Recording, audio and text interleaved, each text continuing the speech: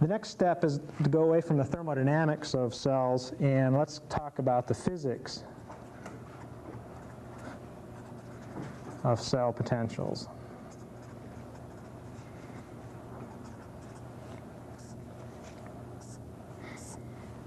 Okay. Whenever we have a given phase, a given conducting phase, we can think about that phase as being isolated by itself, sitting in a vacuum. And we can ask ourselves, what's the potential of that phase? How can we think about the potential of that phase? Well, the definition of that potential of that phase is as follows. The potential will be given a symbol, phi, and that's often called the inner potential.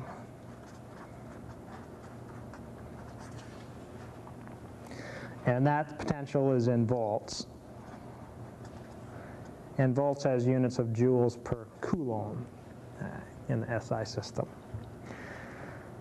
And the inner potential is, as you might guess, is the potential that you would measure inside a uniform phase, inside a uniform phase of material. And the way it's calculated in theory is to think of some phase, let's call it phase alpha, and think about a test massless charge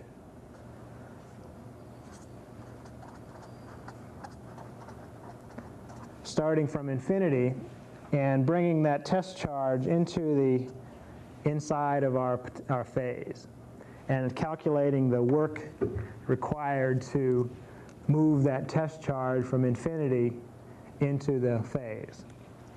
And so at the limit as the test charge approaches 0 in charge, it's the work versus charge, and that's going to be our inner potential of species of phase alpha.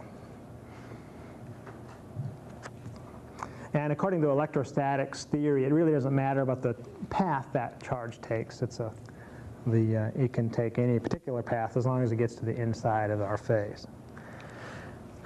Now, it's really not possible to measure the inner potential in this way. First of all, we don't have massless test charges that we can calculate the work required to bring them inside our phase. It's also impossible to completely isolate a piece of matter and to do that thing. There's always some interfering potential fields that will cause the inner potential to be not what we think it is. So that might be an electrostatic effect, or we might have a redox effect to think about with our inner phase. But we can, in principle, think about a conductor having an inner potential. The other thing we know about the inner potential,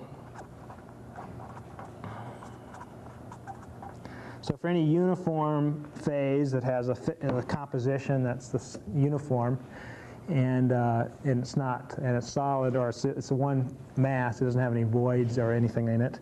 What else do we know about it? Well, we know that if we think about the phase,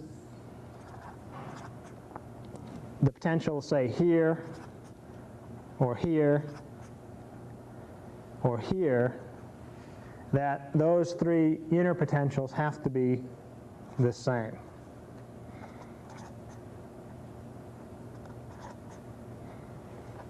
In other words, we can't have inside our conducting phase different values of the inner potential. Now that should be, after a little bit of reflection, that should be obvious to you why that is. If we had a difference in potential, because it's a conductor, current would flow immediately to minimize that potential. So by Ohm's law, the current would flow, and then as soon as current flows, those potentials would equalize immediately. And so as long as we've got a conductor, we don't have any variations in the inner potential. So inside, at all points, phi is identical.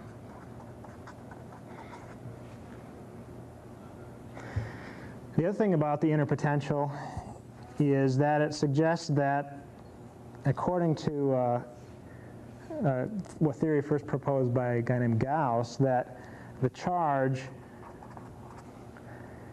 that provides the inner potential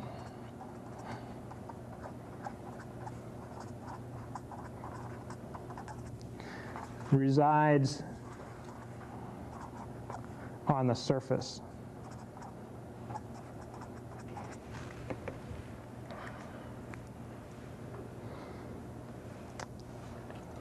How do we know that? Well, let's think about our little phase again.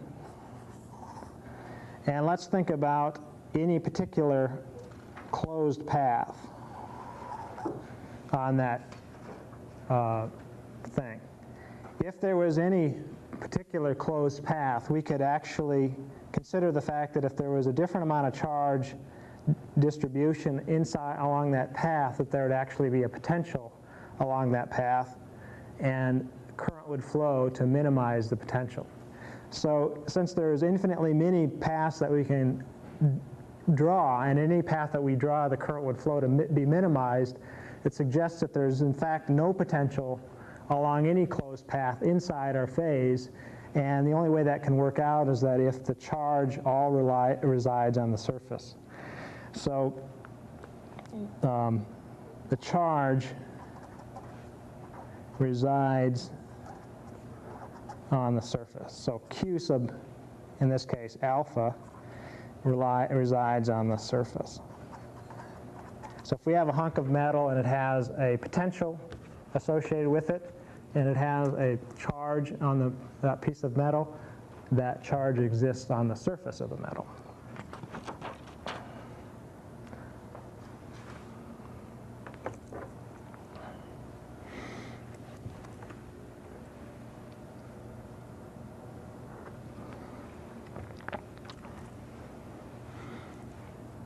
I see.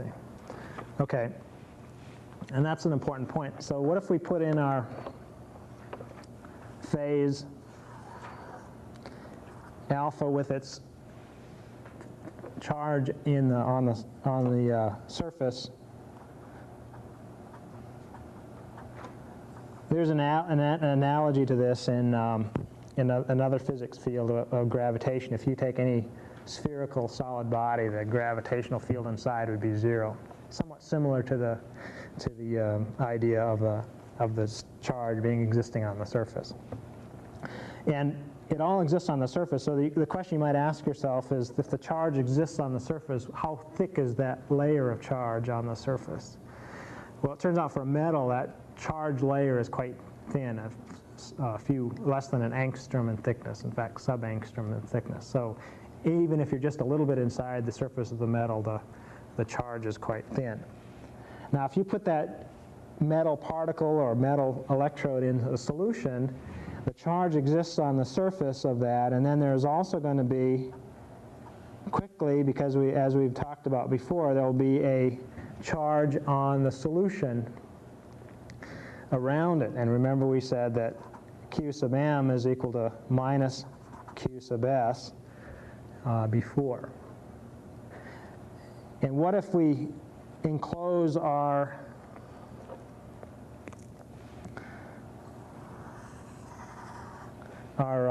metal and a solution and a volume of solution just around the metal with our path again? Well, again, because of the requirements that for any conducting phase have a zero net charge inside it, we're going to expect that any path that we draw around it, enclosing that metal particle in the solution just around it, also has zero. And so in order for that to be true, we have to have this be true. Q sub m is equal to minus Q sub s. And what about the surface of our solution? Well, our entire solute now is going to have a charge of Q sub m on it, because at some point the charge will exist on the surface of our solvent, and that will be minus Q sub m. Now, for a metal electrode, the charge on the metal electrode can cause it to have a high potential, but if that's existing in a fairly large bit of solution, the charge in the solution can be less because that charge can be spread out over, the voltage and the potential of the solution can be less because it will spread out over a large area. Okay. So as we said, we can't really measure the potential of our inner potential of our material, but we can think about it appropriately. And so that's unmeasurable. What's also unmeasurable are systems like this. For example, suppose we have a metal in contact with solution. And so we can think about the potential of the zinc and the potential of the solution. It turns out that we can't measure the difference between the zinc and the solution. We can't measure that potential difference. Why is that? Because as soon as we tried to measure that potential, we'd have to put our probe to measure that potential difference somewhere else. So in other words, we would have to say measure versus the zinc wire, and then to measure the solution potential, we'd have to put in another interface of some metal. And so that interface is also unmeasurable. So we can't measure that by itself. So in general, any difference in two phases, the absolute difference in two phases, say alpha and beta, is unmeasurable.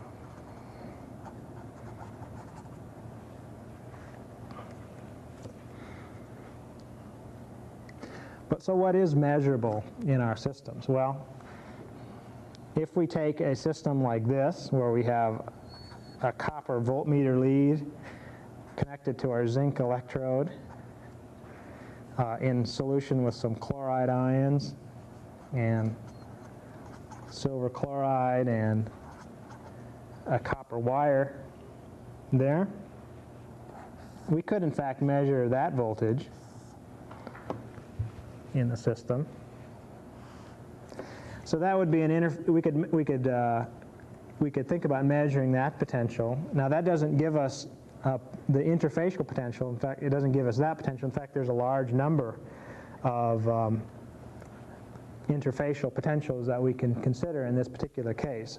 What we've measured in this case is this potential difference, the difference between the copper, one copper on one side and the copper prime on the other side.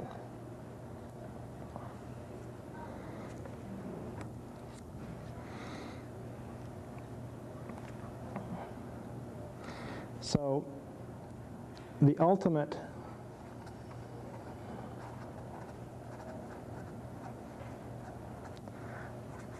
source of the potential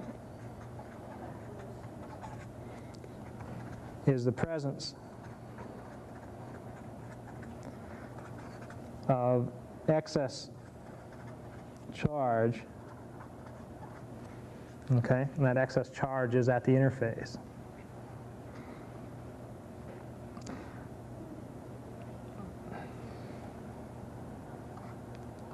Just to give us some idea about charge, a coulomb of charge is 6 times 10 to the 18th electrons. And that's an awful lot of charge, actually. Of course, a microcoulomb would be less, 6 times 10 to the 12th electrons. And current is the movement of charge, and so when we talk about an ampere, that's 1 coulomb per second, and that's 6 times 10 to the 18th electrons per second. And often in electrochemistry, we'll talk about measuring currents as small as a picoamp, and so now we're talking about the movement of fairly small amounts of small numbers of electrons, 6 times 10 to the 6 electrons per second. And the magnitude of charge required to change the potential of an interface is quite small. If we take a sphere of a particular metal and put it in a vacuum or an isolated system and we start adding electrons to it, how many electrons would it take to change the potential of that metal by, say, a volt? Well, suppose we put a mercury sphere, 0.5 millimeters in diameter in vacuum. It actually requires about 5 times 10 to the minus 14th coulombs to raise the potential by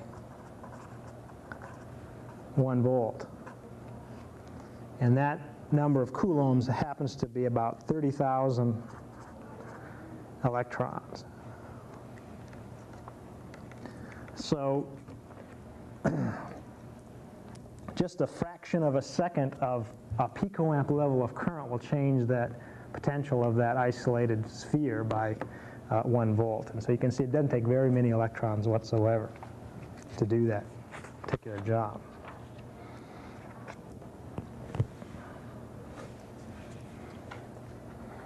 Now, how do we get these excess charge in our phase? That's the next question we might want to ask ourselves.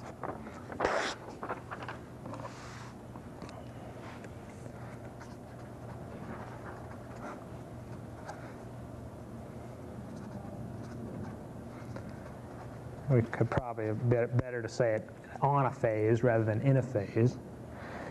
First of all, we can think about charges that arise due to the electronic properties of the material. For example, semiconductors, particularly like say silicon that's doped with materials like gallium or arsenic, will have an excess number of electrons or holes depending on the what it's doped with. So you can think of in the lattice of silicon, you can put in a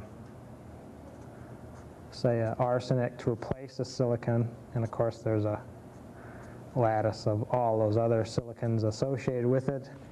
And that adds basically a little bit of a positive charge in that system. So here we have a charge that's built into the semiconductor system. And so that charge, being free to move around, now makes it a conductor, and that system would be charged. The second idea, we can have ions at the interface.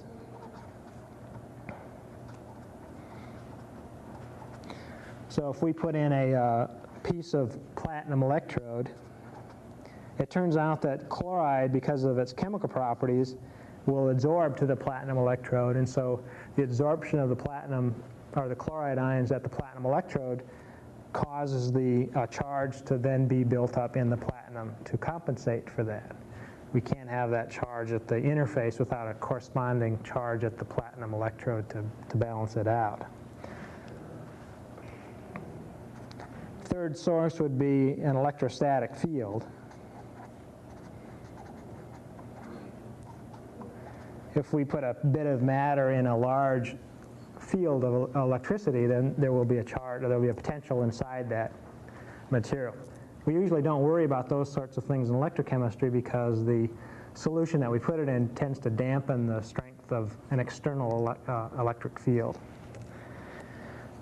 The fourth one, though, that we do worry about is dipoles at interfaces.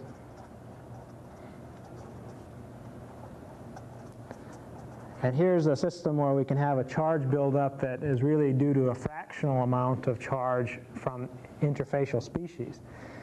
Again, if we put say a platinum electrode in water, not only if we just put it in water, it turns out that the dipoles will orient themselves,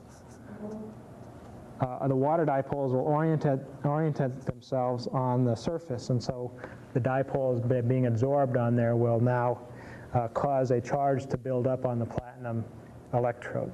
And this would be the case for almost any type of electrode. You'd have this ion absorption, or if there's no ions like chlorine in solution, you can also have dipole absorption, and both at the same time, in fact.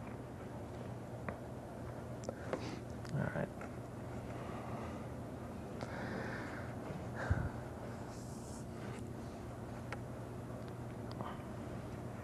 Okay.